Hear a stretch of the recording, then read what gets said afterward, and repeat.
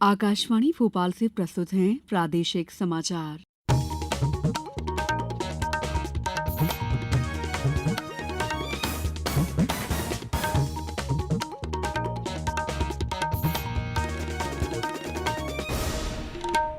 नमस्कार, समाचारों के साथ मैं दीपा सिंह। सबसे पहले मुख्य समाचार। आज करगिल विजय दिवस मनाया जा रहा है। प्रधानमंत्री नरेंद्र मोदी कारगिल युद्ध स्मारक जाएंगे, शहीदों को देंगे श्रद्धांजलि। राज्य में व्यापक वर्षा से कई जिलों में बाढ़ की स्थिति। बरगी बांध के पानी को लेकर निचले क्षेत्रों को सतर्क रहने को कहा गया। कोयम्बटूर में इन्वेस्ट एमपी सम्मेलन में 3,500 करोड़ रुपए के निवेश प्रस्ताव मिले। और रीवा के गोविंदगढ़ में सफेद शेरों का ब्रीडिंग सेंटर जल्द शुरू होगा। अब समाचार विस्तार से।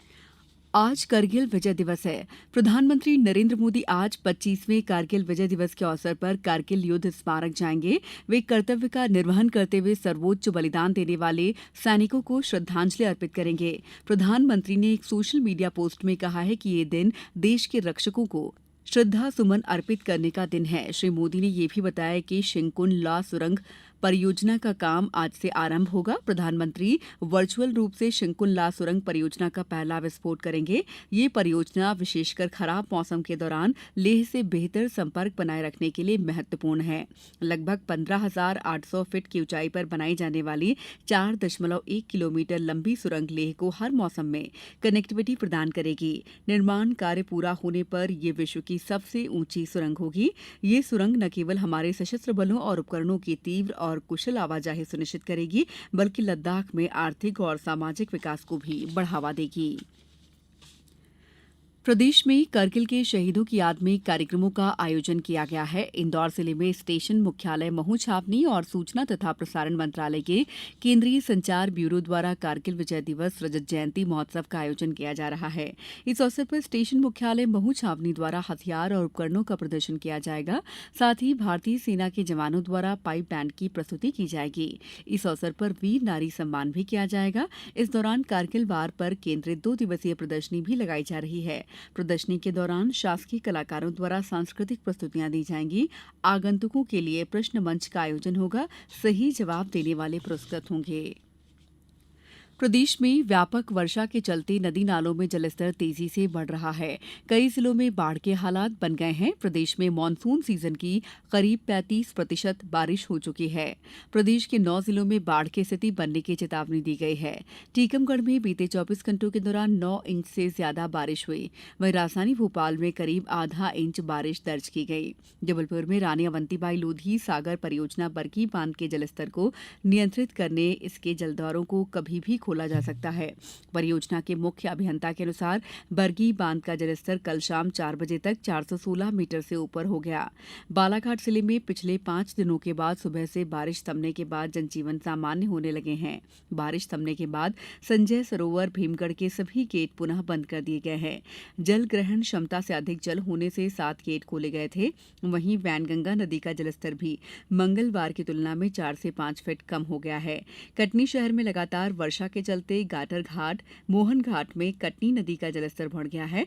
मुख्यमंत्री डॉ मोहन यादव ने कटनी जिले में अतिवृष्टि के कारण कई स्थानों पर जल भराव की दिशा में जिला प्रशासन के अधिकारियों से चर्चा कर जरूरी कदम उठाने के निर्देश दिए हैं। मंडला जिले में 2 दिनों से बारिश जारी है। समाचारों में वक्त है ब्रेक का।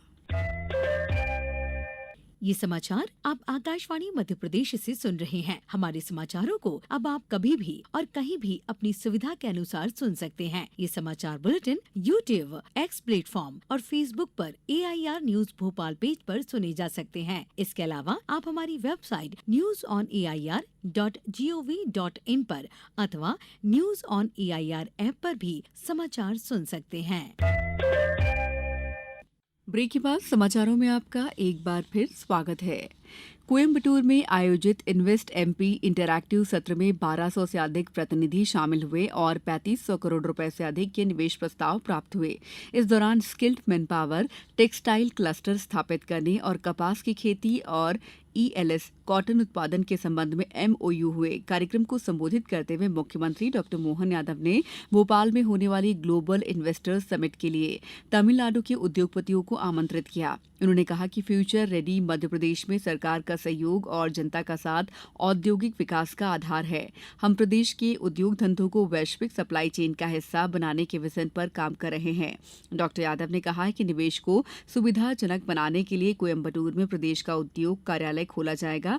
इंटरैक्टिव सत्र में 25 से अधिक उद्योगपतियों और 4 प्रमुख उद्योग संगठनों के साथ 1-to-1 बैठक की गई। रीवा जिले के गोविंदगढ़ में सफेद शेरों के ब्रीडिंग सेंटर का कार्य शीघ्र प्रारंभ होगा। उप मुख्यमंत्री राजेंद्र शुक्ल ने कल गोविंदगढ़ में कहा है कि क्षेत्र की पहचान सफेद शेर से है। विंध्य क्षेत्र में सफेद शेरों की वापसी हो गई है। शीघ्र ही गोविंदगढ़ में पूर्व से स्वीकृत सफेद शेर के ब्रीडिंग सेंटर का कार्य आरंभ होगा। उन्होंने कहा है कि अमिल्की नहर की पुलिया के घुमाव को सीधा कराया जाएगा। गोविंदगढ़ घाट की सड़क का सुधार कार्य तत्काल होगा। उन्होंने कहा कि रीवा जिले में बाढ़ सागर की नहरों से 3 लाख एकड़ क्षेत्र में सिंचाई हो रही है। आने वाले 5 वर्षों में 9 लाख एकड़ क्षेत्र में सिंचाई की सुविधा मिलेगी। श्री शुक्ल ने बताया कि अगले माह में रीवा हवाई अड्डे का लोकार्पण प्रधानमंत्री नरेंद्र मोदी द्वारा वर्चुअली किया जाएगा। प्रदेश में भारत और जर्मनी के सहयोग से हरित सतत विकास भागीदारी कार्यक्रम में चल रही 16 परियोजनाओं में संवहनीय खेती अपनाकर पंचायतें कृषि के क्षेत्र में तेजी से आत्मनिर्भर बन रही हैं। आत्मनिर्भर पंचायत समृद्ध मध्यप्रदेश पर आयोजित 3 दिवसीय कार्यशाला में जनजातीय जिलों की पंचायतों से आई कृषक महिलाओं ने उत्साह से अपनी उपलब्धियां बताई। जनजातीय महिलाओं ने विस्तार से आत्मनिर्भर खेती पर चर्चा की। जलवायु परिवर्तन के खतरों का मध्यप्रदेश कैसे सामना कर समृद्ध हो सकता है, इसकी रणनीति पर निरंतर विचार चल रहा है। विभिन्न पंचायतों में चल रहे आदर्श कार्यों के स्थानीय ग्रामीण जनजातीय महिलाओं ने विस्तार से जानकारी दी। स्कूल शिक्षा विभाग ने शैक्षणिक सत्र वर्ष 2024-25 में रिक्त पदों के विरुद्ध अतिथि शिक्षकों की व्यवस्था के संबंध में सभी जिला शिक्षा अधिकारी को दिशा निर्देश जारी किए हैं।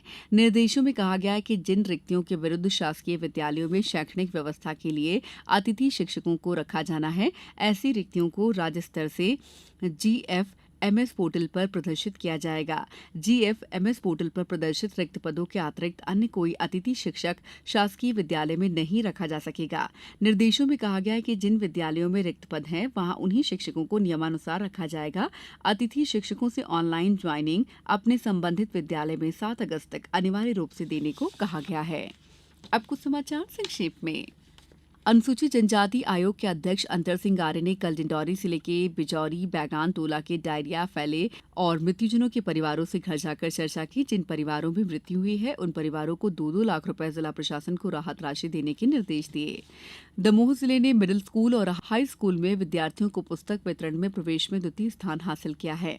मंदसौर में राजस्व महाअभियान के तहत 31 अगस्त तक शिविर आयोजित किए जाएंगे। आज भड़ावद, बीड़, पीठाखेड़ी, दौलतपुरा, भुनियाखेड़ी सहित अन्य जगहों पर शिविर लगाए जाएंगे। शिवपुरी जिले में कल पर्यटन क्विज प्रतियोगिता 2024 का आयोजन किया जा रहा है, जिसमें जिले के कुल 242 हायर सेकेंडरी और हाई स्कूल विद्यालयों ने पंजीयन कराया है। खाद्य सुरक्षा प्रशासन द्वारा झाबुआ जिले के विभिन्न ग्रामीण क्षेत्रों में लाइसेंस रजिस्ट्रेशन शिविर का आयोजन किया जाकर सभी खाद्य कारोबारियों के पंजीयन बनाए जा रहे हैं।